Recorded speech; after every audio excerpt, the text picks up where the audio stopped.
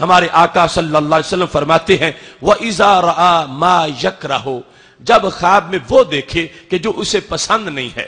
کوئی رشتہ دار معاذ اللہ فوت ہو گیا، کوئی مالی نقصان ہو گیا، کوئی عجیب و غریب چیز ڈراؤنی اس نے خواب میں دیکھی، اب اس کے ہزاروں آگے شعبہ جات ہیں، تو ہمارے نبی علیہ الصلوۃ والسلام نے آج کے الجھے ہوئے لوگ اور آج کے پریشان لوگ کہ میں نے خواب دیکھا اور اس کے بعد میری طبیعت پریشان ہو گئی ہے، میں نے ایسے خون بہتا دیکھا، ایسے میں لوگوں کے جسم کے لوتھڑے دیکھے، یہ جس قسم کے بھی ہزاروں خواب ہیں، ہمارے نبی علیہ الصلوۃ والسلام نے ایک ہی جواب ان کا ارشاد فرمایا ہے، اور اس جواب کو سن لینے کے بعد ہر انسان کو اس پہ پورا عمل کرنا چاہیے، اور اپنے ہزار قسم کے غم جو خواب کی وجہ سے لاحق ہو سکتے ہیں، اس ایک حدیث سے وہ سارے غم غلط ہو جاتے ہیں، اور ایک حدیث سے ان سارے غموں سے انسان کو نجات مل جاتی ہے، اور ایک حدیث کی بنیاد پر یہ انسان ان ہزاروں سوالوں سے بچ گیا ہے جو یہ لے کے پھر رہا ہوگا کہ مجھے اس کی تعبیر بتاؤ، اس کا مطلب کیا ہے،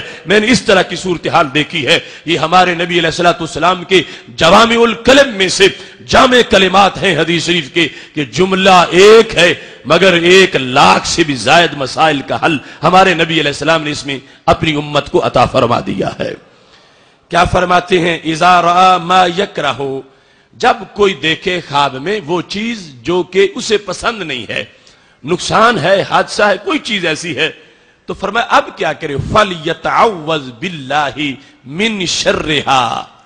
جو ہی جاگ آئے تو اعوذ باللہ پڑھے، جو ہی جاگ آئے اعوذ باللہ من الشیطان الرجیم، چونکہ ہے وہ شیطان کی طرف سے،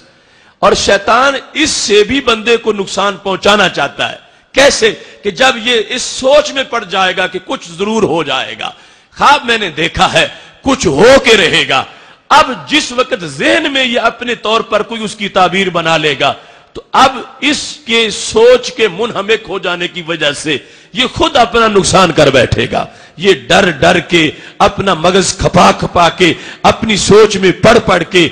اس کا اب نقصان ہو جائے گا جو شیطان اس کا نقصان کرنا چاہتا ہے۔ تو نبی علیہ السلام اس کو نقصان سے بچانا چاہتے ہیں،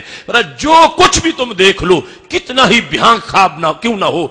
تم نے جو ہی جاگ آئے تو پھر اعوذ باللہ پڑھنا ہے۔ اور ساتھ ہی فرمایا وَلْيَتْفُلْ ثَلَاثًا، بائیں طرف منہ کر کے 3 مرتبہ تھوکنا بھی ہے، اپنی پشت کے پیچھے اس طرح بائیں کندھے کی طرف منہ کر کے پچھلی جانب 3 مرتبہ تھوکنا ہے، تو یہ تھوک شیطان پہ پڑے گا کہ جو تمہیں اس نقصان میں ملوث کرنا چاہتا ہے اور جو تمہیں اس نقصان کی طرف تمہارے دماغ کو لگانا چاہتا ہے، یہ تم نے ایسے کرنا ہے اور اعوذ باللہ پڑھنا ہے۔ اور پھر فرمایا فلا يحدث بها احدا، کسی کو یہ خواب نہیں بتانا، نہ باپ کو، نہ بیٹے کو، نہ بیوی کو، نہ ماں کو، نہ بہن بھائی کو، نہ کسی مفتی قاضی کو، نہ کسی اپنے پیر کو، فرمایا یہ خواب بیان ہی نہیں کرنا۔ تو کیا ہوگا؟ میرے نبی علیہ السلام فرماتے ہیں میں گارنٹی دیتا ہوں لن تضرہ، بندے کا کبھی بھی نقصان نہیں ہوگا۔ دیکھو کیسا نبوت کی طرف سے علاج، کیسی لوگوں کی رہنمائی ہے، اور کتنا لازم ہے دین کو جاننا، اپنی بہتری کے لیے کتنا لازم ہے اس دین کو پڑھنا، اور کتنا ضروری ہے شریعت کو جاننا، اور کتنا لازم ہے دین کا فہم۔ اب سب کچھ تو بیان کر دیا گیا ہمارے لیے، سب کچھ کتابوں میں موجود ہے، وہ کتابیں الماریوں میں بند ہیں، اور ان کا علم جو ہے وہ لوگوں کے اذہان سے دور پڑا ہے۔ یہی تحریک ہے ادارہ صراط مستقیم پاکستان کی کہ وہ علم جو کتابوں کے پیٹ میں ہے اس کو مجمع عام میں لوگوں کے سامنے پیش کر دیا جائے۔ اب ہر انسان جو ہے محتاج ہے اس حدیث کا، اس درس کا، خواب کے ان احکام کا۔ کون ہے جسے خواب نہ آتا ہو، اور خواب آئے اور انسان اپنی آنکھوں کے سامنے دیکھ رہا ہو اتنا خون بہ گیا ہے، ایسے حادثہ ہو گیا ہے، ایسے فلاں کاٹا گیا ہے، مارا گیا ہے، بھونا گیا ہے، یہ دیکھ کر یقیناً وہ پریشان ہوگا۔ لیکن نبی علیہ الصلوۃ والسلام آج سے 14 صدیوں سے زائد زمانہ قبل ہماری پریشانیوں کا علاج کر کے گئے ہیں۔ تم نے میری بات پہ عمل کرنا ہے۔ شیطان کوشش کر رہا ہے کہ تمہارے مسکراتے چہرے مرجھا جائیں۔ شیطان کوشش کر رہا ہے کہ چونکہ تم نے کلمہ پڑھ کے رب سے محبتوں کے وعدے کر لیے ہیں، وہ تمہیں اس رنگ کے اندر معاذاللہ بھنگ ڈالنا چاہتا ہے، وہ تمہیں مایوس کرنا چاہتا ہے۔ تو تم نبوت نے جو فیض دیا ہے اس پر قائم رہ کر اپنے آپ کو پریشانیوں سے بچانا ہے۔ تو ہمارے آقا صلی اللہ علیہ وسلم نے ہر مومن کی کیسے مشکل کشائی کی ہے، ہر مومن کی کیسے حاجت روائی کی ہے۔ اب خوابوں کے بوجھ کے تلے وہ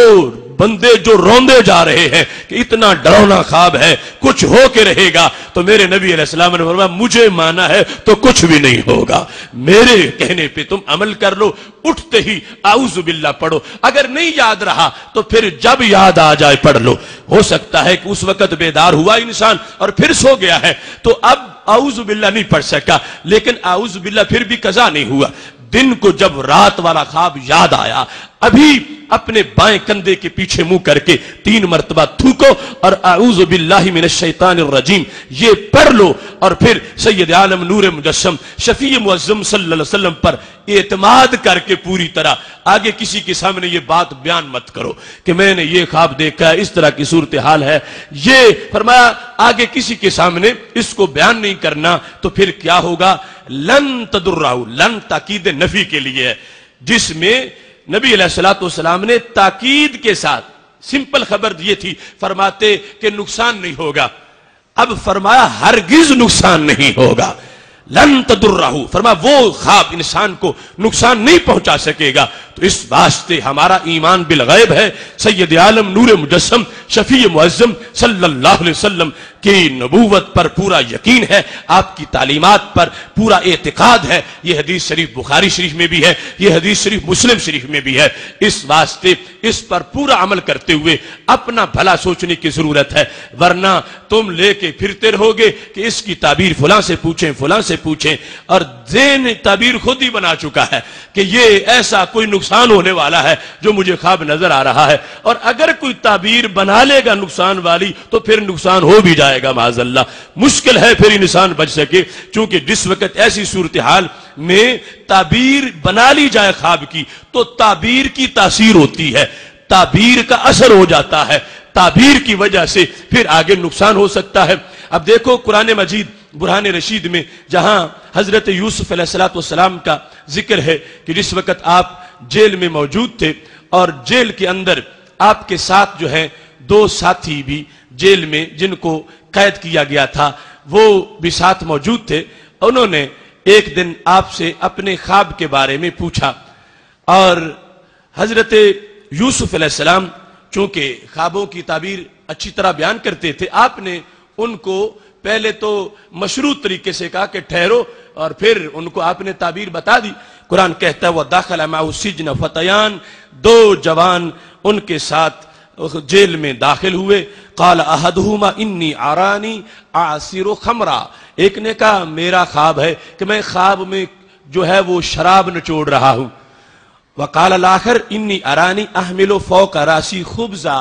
دوسرے نے کہا کہ میں اپنے سر پہ وہ جو روٹیاں ہیں وہ میں نے اٹھائی ہوئی ہیں، چونکہ ان میں سے اس وقت کے بادشاہ کا ایک پانی پلانے والا تھا، دوسرا کھانا پکانے والا تھا، اور دونوں ان کو کسی بات پر یہاں قیدی بنا دیا گیا۔ اب دونوں نے اپنا خواب بیان کیا۔ روٹی والے نے کہا تاکل الطیر منہ، میں دیکھ رہا ہوں کہ پرندہ اس سے وہ روٹی کھا رہا ہے۔ تو کہتے ہیں نبئنا بتاویلہ انا نراک من المحسنین، یوسف ہم تجھے سمجھتے ہیں کہ تم محسنین میں سے ہو، تم علم والے ہو، تو ہمیں اس کی تعبیر بتا دو۔ اب حضرت یوسف علیہ السلام نے جس وقت ان کو تعبیر بتائی تو آپ نے فرمایا یا صاحب السجن، اے میرے جیل فیلوز میں تمہیں بتاؤں، اما احدکما فیسقی ربہ خمرا، تم میں سے ایک جو ہے نا وہ رہا ہو جائے گا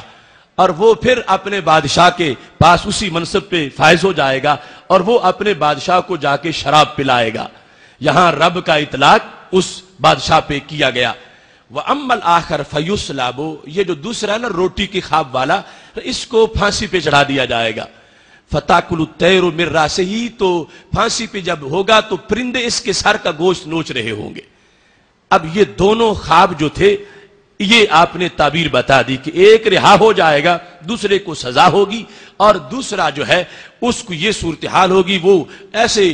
پھانسی کے پھندے پہ جھول رہا ہوگا، کوئی اتارے گا نہیں، یہاں تک کہ پرندے اس کے سر سے آ کے بوٹیاں نوچنے لگ جائیں گے. اب جب آپ نے خواب بیان کر دیا تعبیر، تو وہ جو جس کے بارے میں بیان کیا کہ تم جو بتا رہے تھے کہ سر پہ روٹیاں ہیں اور پرندہ کھا رہا ہے، تم پھانسی پہ چڑھو گے. تو اب اس نے کہا مجھے تو خواب آئی نہیں تھا، میں نے تو ویسے پوچھا تھا، مجھے خواب نہیں آیا تھا. تو حضرت یوسف علیہ السلام نے کہا اگر نہیں آیا تھا اب پھر ہو کے رہے گا، چونکہ تم نے تعبیر مجھ سے پوچھ لی ہے، تم نے میرے سامنے صورتحال بیان کی ہے. اس صورتحال کو تعبیر سے پہلے اگر ہوتی تو کچھ نہ ہوتا، اب تم نے مجھ سے تعبیر اس کی کروا لی ہے. قضی الامر الذی فیہ تستفتیان، فرمایا جو تم نے مجھ سے فتویٰ چاہا اور جو تم نے بات پوچھی اب یہ معاملہ ہو گیا.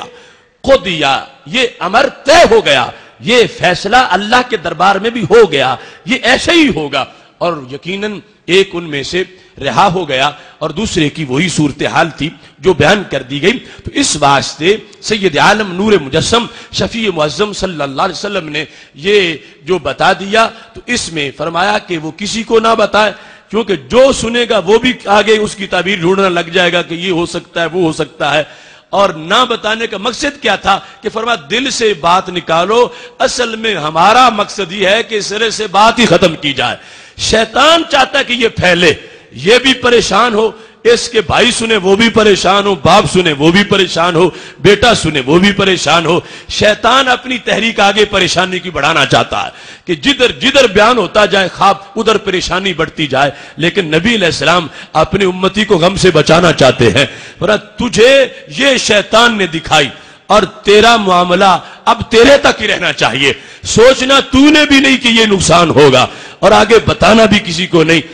تو اس شیطان پر، چونکہ ہمارے آقا صلی اللہ علیہ وسلم کو جو رب نے طریقے بتائے ہیں شیطان کو دھتکارنے کے، وہ سب سے جامع طریقے ہیں. اب اس بنیاد پر شاید ایٹم بم سے بھی شیطان کو وہ تکلیف نہ ہو جو 3 مرتبہ تھوکنے سے اسے تکلیف پہنچے گی. تو سید عالم نور مجسم شفیع معظم صلی اللہ علیہ وسلم نے فرما دیا میرے بتانے کے مطابق تم نے اس طرح بائیں طرف جو ہے وہ منہ کر کے تھوکنا ہے اور اعوذ باللہ من الشیطان الرجیم یہ پڑھ دینا ہے. تو میرے محبوب علیہ الصلوۃ والسلام فرمانے لگے لن تضرہ، یہ خواب کبھی بھی اسے نقصان نہیں پہنچائے گا. اس واسطے جس نے سن لیا، تمام حضرات و خواتین اس حدیث شریف پر مکمل اعتماد کرتے ہوئے اپنے معاملات میں جب بھی کوئی ایسی صورتحال پیدا ہو جائے تو اس پر مکمل عمل ہونا چاہیے. اور یہ ضمانت ہے ہمارے لیے ہمارے آقا صلی اللہ علیہ وسلم کی کہ انشاءاللہ اس میں کسی طرح کا کوئی نقصان